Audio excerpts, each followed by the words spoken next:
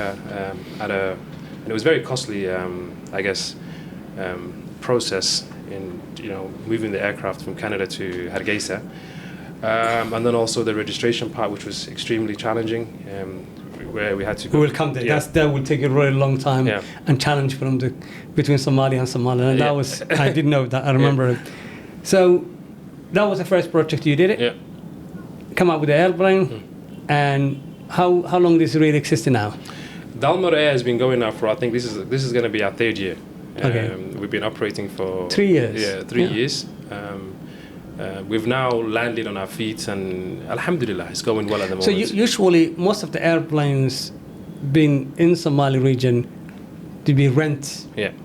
So for you bought the airplane. Yes. So most of the operators here, with the exception I think one or two, who I would consider as big players, the rest do what's called a wet lease or a dry lease. So they take the aircraft from another country with the crew, or sometimes without the crew.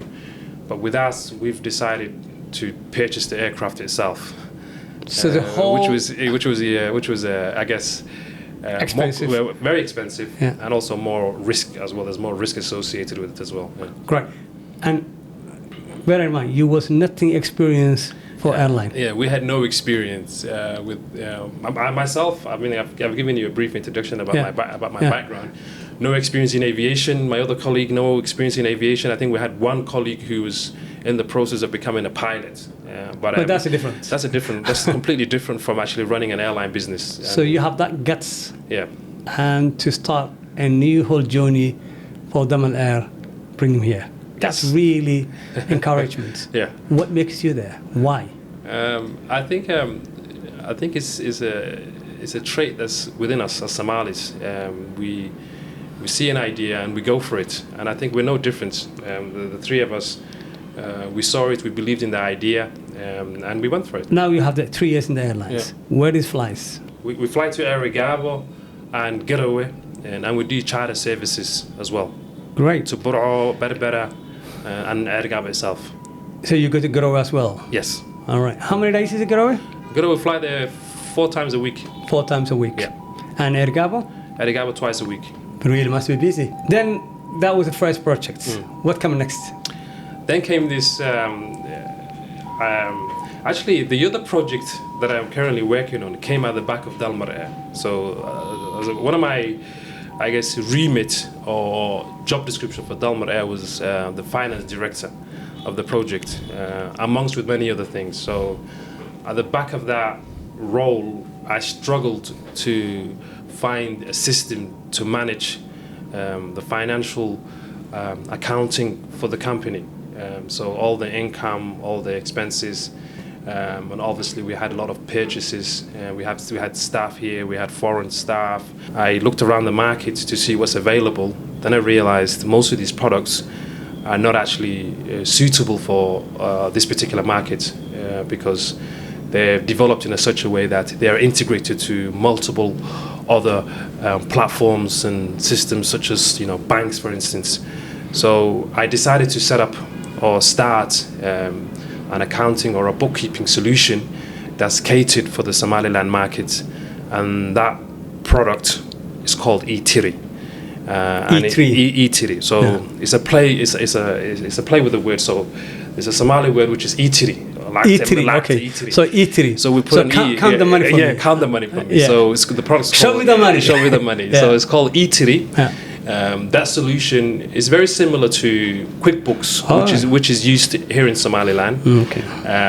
But what we're offering is an integration with the critical platforms that are used here in Somaliland, which is SAD and eDahab, so that transactions that are happening on a real-time basis will be reflected in E-Tiri.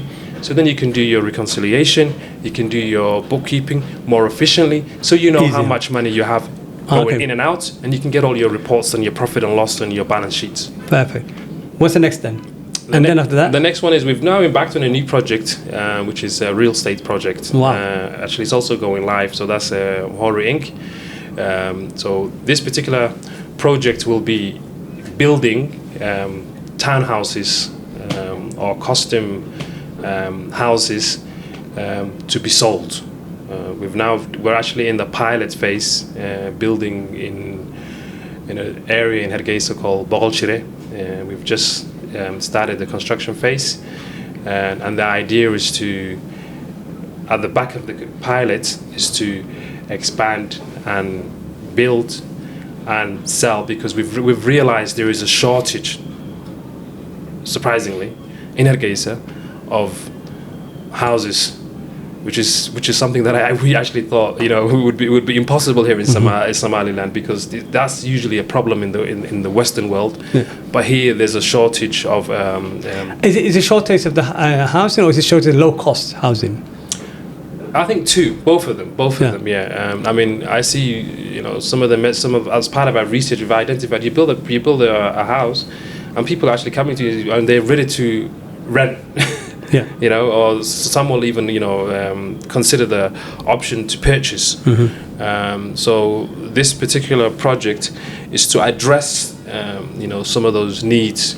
So not just build houses for the sake of building houses, but actually build a product that's of good quality, and also to cater for the diaspora who are, like myself, who are returning to Somaliland, who are looking for you know, a product that they're used to in you know, wherever they're from, whether that's Australia or Europe or America. So this is what you're coming out with, the most Australian design. Yeah, it's more. I wouldn't call it Australian. I would say more of a sort of a. Urban design. I would say a house that's comfortable, right, out of good quality, and is what we're familiar with. You and I are familiar with in I guess overseas, because I think there's a shift.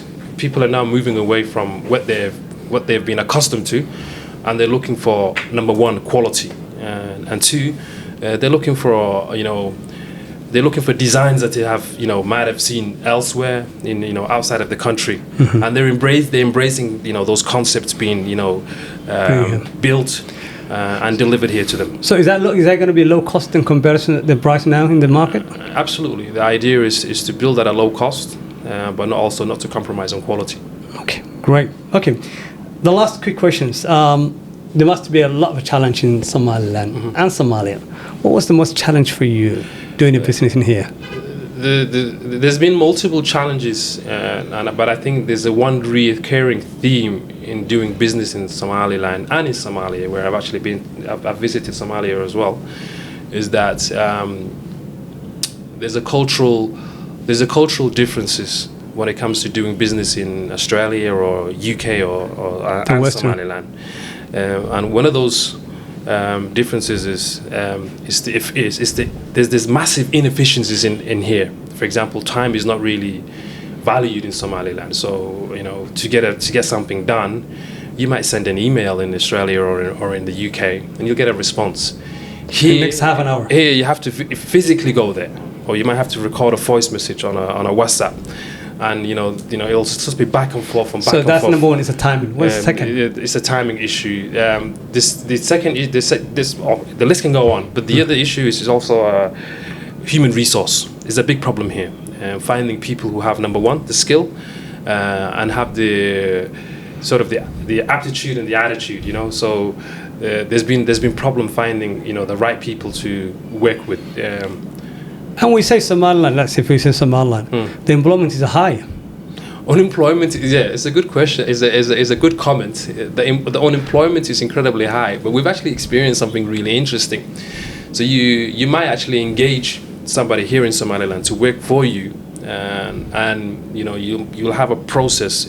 We try to implement a proper HR process that we're familiar with overseas. So we'll do the recruitment, you know, there'll be a contract, everything is agreed, there'll be training, and then there's a probation period.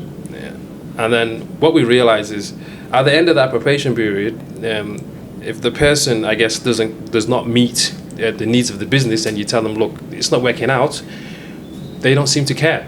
It's an interesting experience here. Whereas in Europe, if you tell somebody or an employee, you know, I'm sorry, your performance hasn't met the needs of the business, the person will be extremely disappointed, because they value their work. Whereas here, it doesn't really matter. I don't know where this came from, but it was just like, no problem. So there's challenges. Yeah.